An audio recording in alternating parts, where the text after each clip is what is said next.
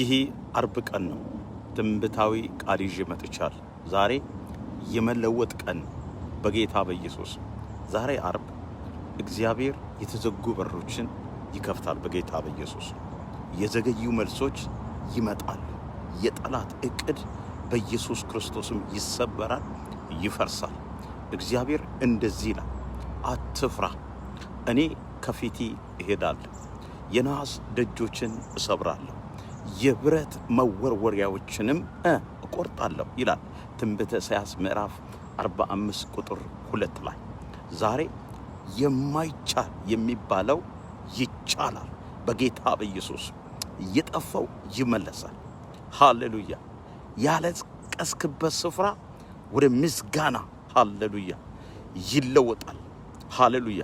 በዛሬው አርብ የእግዚአብሔር ሞገስ በሕይወቴ ላይ ይሰራል። የተዘጉ በሮች በኢየሱስም ይከፈታል። ድሌን እቀበላለሁ በኢየሱስ ክርስቶስም ብለ ኮሜንት ላይ ጻፍና ይህን በረከት ጋራ ከተስማማችሁ በኢየሱስ ክርስቶስም ለ10 ቦታ ኮፒ ሊንክ ሪፖስት በማድረግ ይህን ቪዲዮ ለአርብ ቀን ለሚሰሙ ለሰሚዎች እንድታደርሱ በጌታ ፍቅር ላሳስባችሁ እወዳለሁ። እግዚአብሔር አምላክ ይባርካችሁ።